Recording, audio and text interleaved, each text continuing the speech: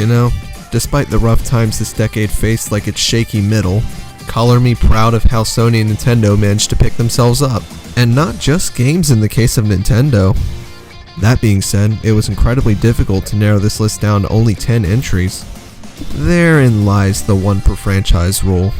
Still, if there's a game worthy of the list but couldn't get in due to having a superior installment, I'll specify where that game would place where its superior didn't exist. I'll even have a huge list of honorable mentions where the same rules will apply. As always, this is just my personal list, so feel free to share your lists in the comments below. Anyways, let's start. Doom 2016. FPS games have rarely done it for me. I've always found them rather bland in terms of personality, level design, and overall variety. Thankfully, Doom is most certainly not bland in any of those regards. Personality? A means for me to pull you back from hell. I'm sorry for the jolt. Carefully release the hinges. Level design? Just take a look at this. Gee, didn't know we were playing Metroid all of a sudden. On that note, Doom is still point A to B in terms of its level design. But there's a considerable amount of secrets to find where the game rewards you for just wanting to explore the levels. Heck, I didn't even know about the secret retro stages until I beat the game for the first time. Speaking of recognition, I love the HD revamps of the enemies and weapons. The game is not shy when it comes to fan service. Something modern Sonic games should consider trying. Whoa! Chaos! Sonic, help me! I meant correctly. Speaking of the weapons, they are what complete this shiny package. You're always deciding what to break out at what time. Make no mistake though, all these weapons are useful in some way and are just a joy to use. Add on temporary power-ups, a fair difficulty curve, and a metal-ass soundtrack, and you have one hell of a gatekeeper for the list.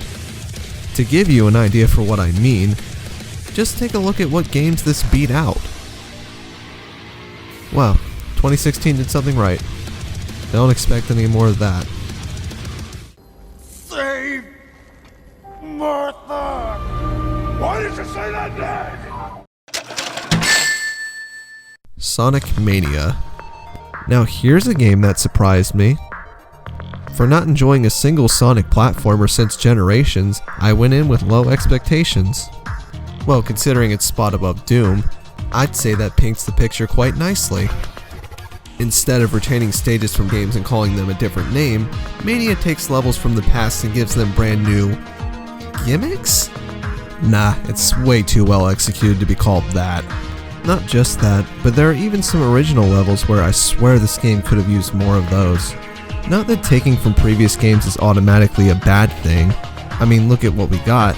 It's just that these new levels are just beyond incredible. Hell, the second act of Press Garden Zone is now my new favorite ice level from the series. On the subject of incredible, the music too is just that. T-Loops has my respect for creating one of the best pieces of music from the series, and the one you're hearing right now, Titanic Monarch.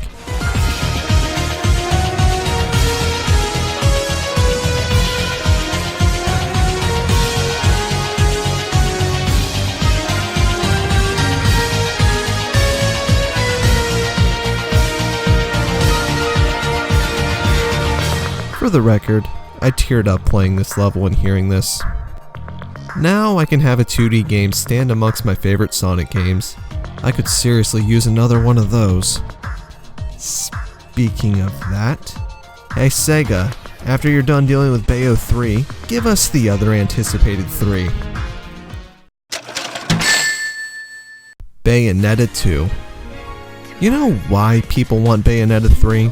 Aside from not even remotely speaking of the game since Game Awards 2017, it was because Bayonetta 2 was one of the best games they had ever played. I am dead serious, people. This was the game that kept the Wii U alive and kicking. While I do favor how games end, a first impression can be just as important, and oh boy did this game deliver. Okay, let's see if I can wrap my head around this. You're fighting giant angel demons on jet planes in New York City. You kill a bigger one with one of your health spawns that should be all too familiar, and then that very creature turns on you as you proceed to fight it while it's clung to the Empire State Building. Geez, game, the rest of you could suck and I'd still walk away satisfied. Thankfully that wasn't the case though, and man was this one of the biggest roller coasters I had to play through. One with a lovely independent badass woman who adds layers of charm to the airtime. That's another thing. Intentional or not, this game goes the Shimonetta way and expresses how dirty minds aren't always a bad thing. Way to get political there, game. That's not to say the previous game didn't do this too, but the sequel did it without the bullshit. This is not how you do QuickTime events, Platinum.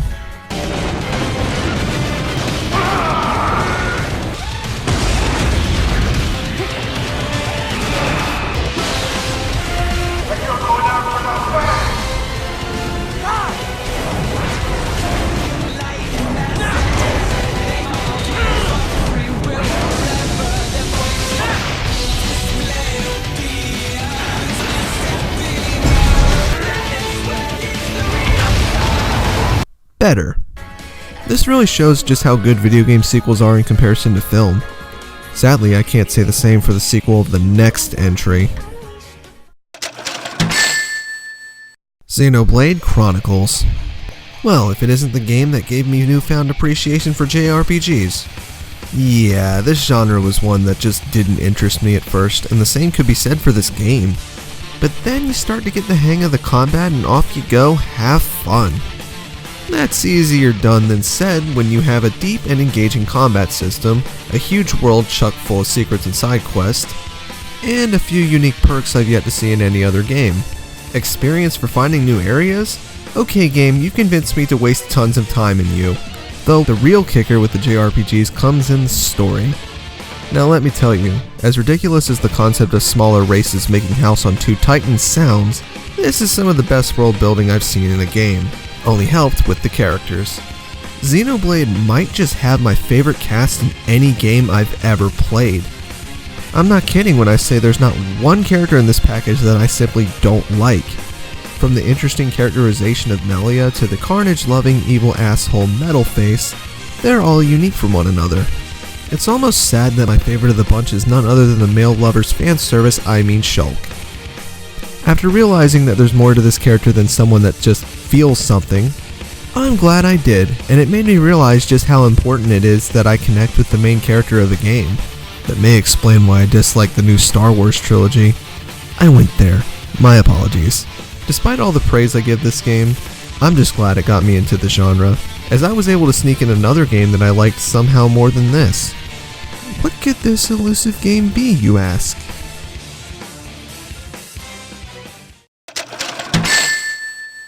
Radiant Historia. I can see the many drawing a blank here. What the hell is this game? What's it doing on the best games of the decade list? Can it be that good? Oh honey, trust me, it is.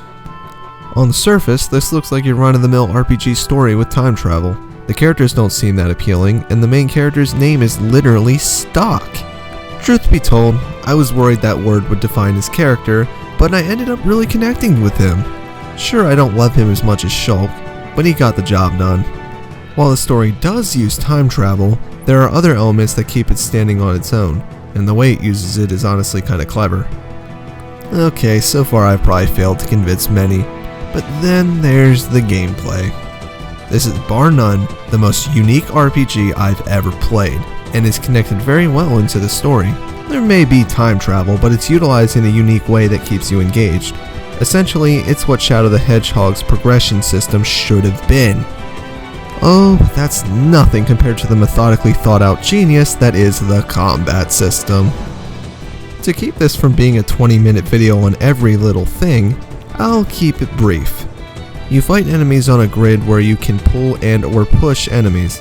The possibilities with this are astronomical and the game reaches those heights. Add on a great soundtrack, a lovely art style that goes for both versions, and an after game in case you may have found the whole adventure a tad short. What's not to love? Well, I don't love that I can't call it the best RPG of the decade, as that honor for me at least goes to... Fire Emblem Three Houses. You know, I missed out on a lot of hits this year, but even then, I knew there was the one game that I couldn't miss out on, especially given my status as a Fire Emblem fan. Three Houses, in almost every way, reinvented the wheel, completely invalidating fates by changing things I didn't even notice bothered me until I recently returned to said game. The three games are finally one! It's a miracle! And that change was only the tip of the iceberg. What really set Three Houses above and beyond was the sheer level of customization. Now, this was a reoccurring staple that led me to love the series as a whole. Now take that and give complete control of your units to the player, and you have a personal experience that can't be shafted by anything. Speaking of personal, this cast covers some very interesting subjects I've wanted Fire Emblem to cover for a while now. It's to a point where there's bound to be a character where the player almost completely identifies with. For me, that was Ignatz. Essentially a character who wants to do his own thing but worries it won't do him much good. Someone who's afraid of his own future. Well, that sure as hell hits right at home. Anyway, the multiple paths let you experience different sides of the conflict, which to me only added greatly to the moral gray provided. I wonder how much this would have benefited Binding Blade's story. Not that it needed it, but it would have been so awesome to use to feel.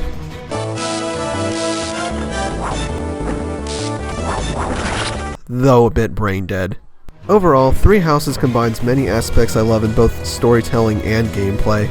Bringing together the best of both worlds? We might just have a new best Fire Emblem game.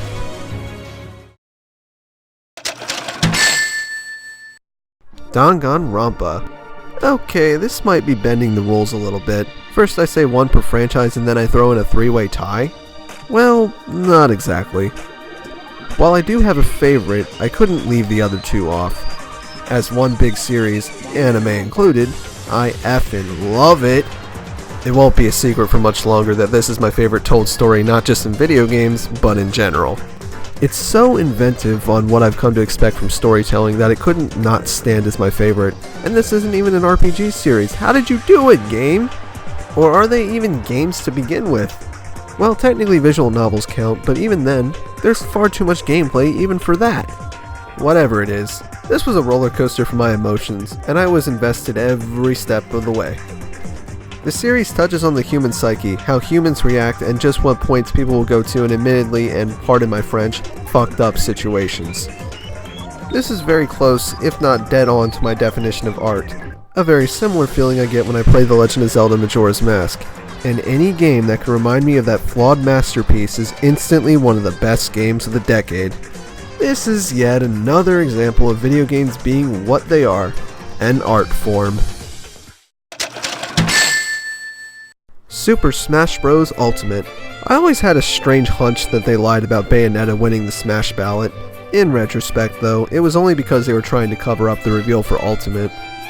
I say this mainly because they added characters that I recall getting a lot of recognition on the ballot, even if not all of them ended up playable. This is why I hate assist trophies. If you remember my top 10 characters for Smash Switch, you'd recall me getting only one character from my list correct. Oh, how times have changed. Oh well, we have this, and I couldn't be happier.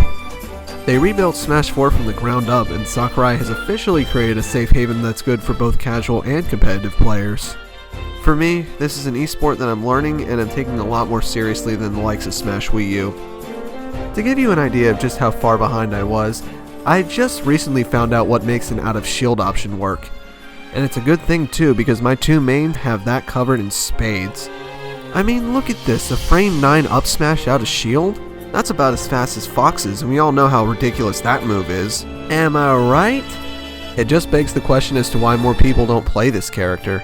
I mean, she was there for the first announcement of the game and is definitely a top tier. Oh well, at least I'll be at the kids' side. Let's just hope this game will also be on ours.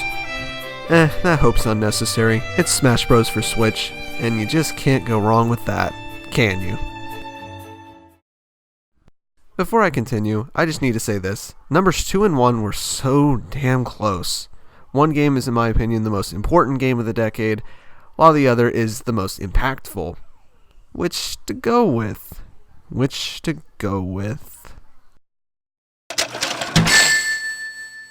Dark Souls. In case you were wondering, this was the important game. Not saying that it isn't impactful, but if there was any game to define the decade, the first game that springs to mind would be this. What doesn't spring to mind though is just what the hell do I cover in this short entry and where do I begin? I could go on for hours, one essay at a time explaining the magnificence that is Dark Souls. Take your pick, immersive backgrounds, the fact that every item is connected to the story, lore of every enemy and boss, excellent use of sound, phenomenal storytelling with almost no telling, and of course, I can't shy away from the most important aspect of the game, getting cursed. I mean the difficulty. While far from the only form of entertainment in games, difficulty almost seemed to have been forgotten about since the retro days. Dark Souls proves that said difficulty wasn't the problem, it just needed a rehaul. It's to a point where it's practically written the book on how game designers should approach difficulty. It's one of the few games where while death has bigger consequences, it also feels as though it's perfectly acceptable. That said, dying is acceptable for other difficult games, and Dark Souls has helped me realize this. Dark Souls is pretty much that drill sergeant that turns children into men but doesn't get upset when you fall. The best drill sergeant, hard yet fair. You are nothing but unorganized, grabastic pieces of amphibian shit. Because I am hard, you will not like me. But the more you hate me, the more you will learn. And my orders are to weed out all non-hackers who do not pack the gear to serve in my beloved corps. I admire your honesty. I like you. You can come over to my house and fuck my sister. You will not laugh. You will not cry. Wipe that stupid-looking grin off your face, or I will gouge out your eyeballs and skull fuck you. I wasn't finished. Also encouraging and sympathetic. Hell, normal teens were able to beat the Asylum Demon. That said, they died, but they were able to learn through failure. Said gesture is not just a punishment where the game tosses cheap deaths for the sake of it. With this incredible balance of difficulty, it's a near-perfect experience that's more than deserving of topping the list. If that's the case, then number 1 must be quite the kicker. In fact, the only bad thing about number 1 was that it stole Dark Souls' place. Before you find out what this elusive game could be, here's the promised honorable mentions.